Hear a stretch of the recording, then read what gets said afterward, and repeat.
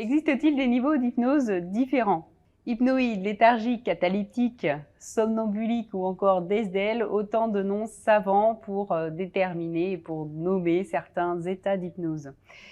Peut-être même certains niveaux de transe hypnotique.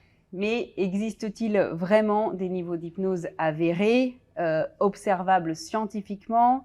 Quel est l'intérêt pour un sujet d'être dans un état plutôt qu'un autre? Et existe-t-il une corrélation entre le type d'induction et le niveau de transe? Voici les questions que je vais poser aujourd'hui à Audrey. Je vous dis à tout de suite après le générique.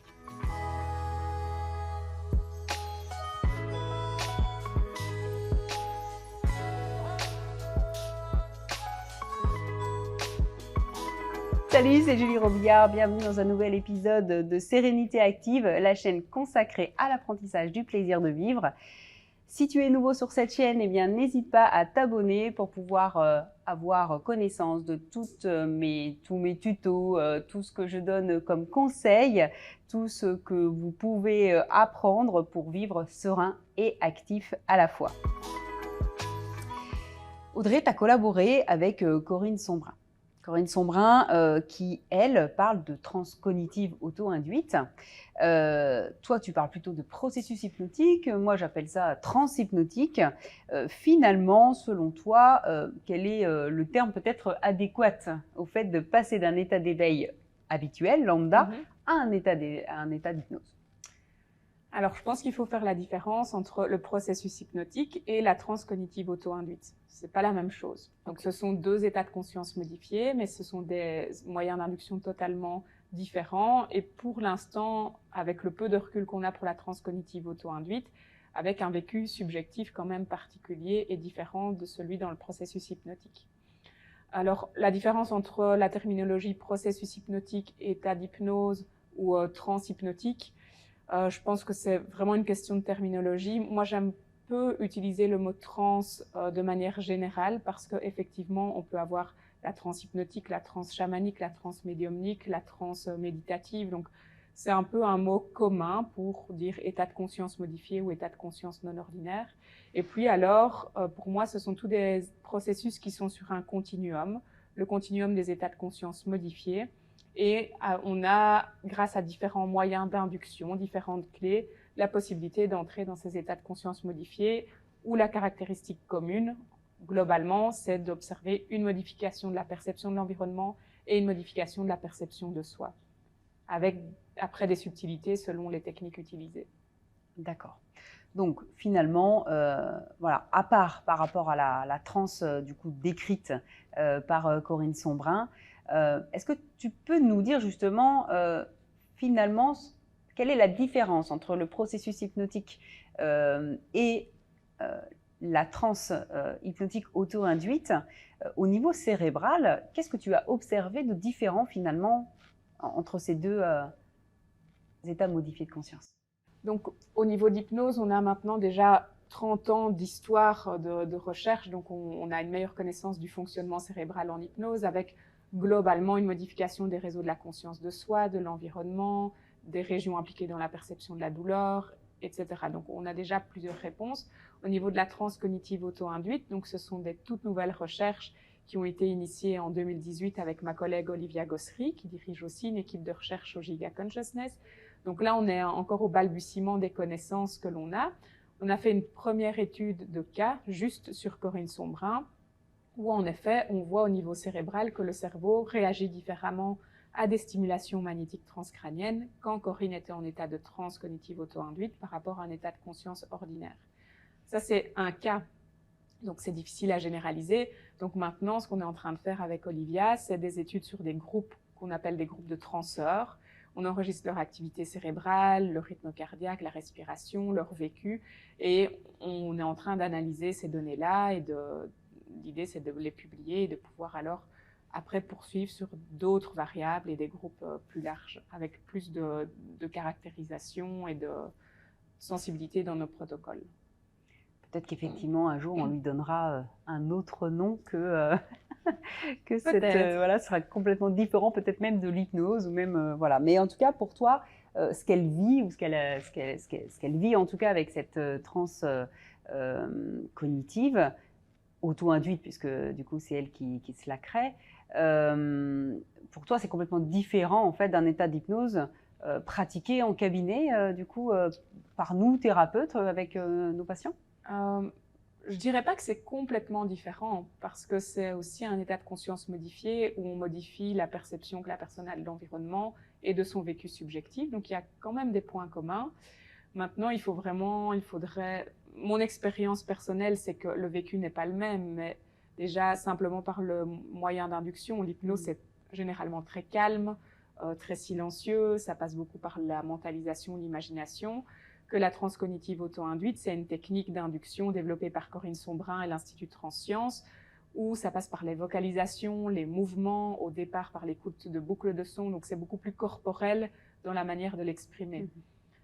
Maintenant, ce dont on a besoin, ce sont des études qui vont comparer proprement les vécus subjectifs, les activités cérébrales en hypnose, en transcognitive auto-induite, en méditation. Et ça, ce sont des projets, c'est un projet qu'on développe ici aussi à Liège avec Charlotte Grégoire et Nolwenn Marie, qui sont toutes les deux en train de coordonner un projet sur 4 ans en oncologie avec ces différents outils. C'est bien l'induction qui crée l'état en fait de transcognitif selon toi? C'est une vaste question. Je pense que d'une part, il y a l'induction qui va conditionner la manière dont on entre dans cet état de transe cognitive auto-induite ou hypnotique ou de méditation. D'autre part, c'est pas du tout encore étudié, mais il y a aussi toutes les suggestions autour qui sont faites de manière involontaire. Mais si je prends le cas de la transcognitive auto-induite, Corinne Sombrin a écrit différents livres que les gens bien souvent ont lus avant d'aller apprendre la transcognitive auto-induite. Donc il y a déjà une part de connaissance, de croyance et d'attente. Et en hypnose, par exemple, on sait très bien que les attentes vont conditionner la manière dont on va vivre le processus hypnotique. Et on sait très bien que les suggestions données vont modifier le type de vécu hypnotique qui sera rapporté par la personne. Donc on ne peut pas faire fi de ces suggestions également présentes en transcognitive auto-induite. Ça influence certainement aussi le vécu des personnes. C'est vrai que c'est important ce que tu dis, et c'est vrai que ça rejoint en fait une des vidéos précédentes où tu disais que c'était quand même important, et notamment pour cette notion-là, je trouve qu'il y ait effectivement des thérapeutes avec une éthique et une déontologie importante, parce que on parle évidemment du processus hypnotique, puisque c'est le sujet de ces vidéos, mais il est vrai que dans une séance, il se passe plusieurs choses, et il y a vraiment un temps aussi d'échange, où là, on donne aussi, malgré nous, ou justement de façon complètement dirigée, ou en tout cas consciente, des suggestions avant à notre patient, en fait, pour que la séance se passe au mieux, évidemment. Et c'est là où je rejoins ce qu'on disait précédemment, où c'est important effectivement qu'il y ait des accompagnants qui soient conscients de ça d'abord, et puis en plus qui l'utilisent à bon escient. Tout à fait. Et donc, par rapport justement aux différents états d'hypnose et de profondeur d'hypnose et tous les noms que j'ai évoqués, les noms savants, etc., que j'ai évoqués tout à l'heure, finalement, au niveau cérébral, est-ce que tu pourrais, par rapport à une imagerie, une activité cérébrale, tu pourrais dire, tiens, là, il est au niveau des ailes, au niveau somnambule. D'abord, est-ce que ça existe vraiment au niveau de l'imagerie, la profondeur, ou est-ce que finalement, qu'on soit en état d'hypnose peu profonde, en tout cas, on n'a pas l'impression qu'on est vraiment complètement parti. Et puis, un état d'hypnose plus profond, est-ce que ça se voit à l'imagerie? Une petite précision, c'est que le terme somnambulisme peut être utilisé peut-être de manière pas très adéquate, parce que le somnambulisme, c'est lié à des processus liés au sommeil, et puis l'hypnose, on sait maintenant que c'est pas du tout un processus de sommeil, donc c'est différent du sommeil.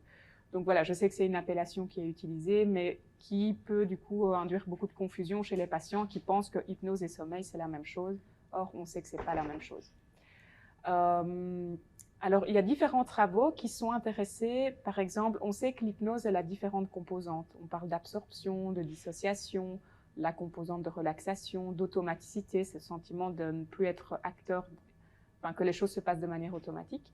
Et donc, il y a des travaux qui sont intéressés, notamment au Canada, aux régions cérébrales qui vont être liées directement à ce sentiment d'absorption. Donc, le cortex singulaire antérieur, qui est une petite région au milieu, à l'intérieur du cerveau, on voit que son activité est différente selon le score d'absorption donné par la personne.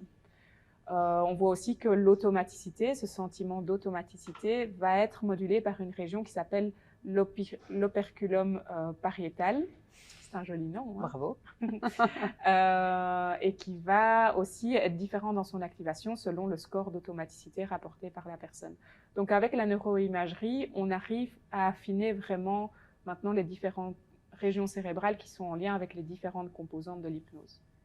Donc, tu parles plutôt de composantes de l'hypnose et donc par rapport à des ressentis propres cliniques, plus que des profondeurs. Tu sais, on dit qu'il y a des profondeurs en fait, d'état d'hypnose. En réalité, c'est pas vraiment ça. C'est des ressentis différents. Toi, tu formulerais ça comme ça en tout cas. Non, on peut parler de profondeur d'hypnose. Maintenant, c'est difficile de donner, et à ma connaissance, en tout cas, j'en connais pas, mais d'études de neuroimagerie qui ciblent vraiment la profondeur de l'hypnose avec une signature de la profondeur de l'hypnose.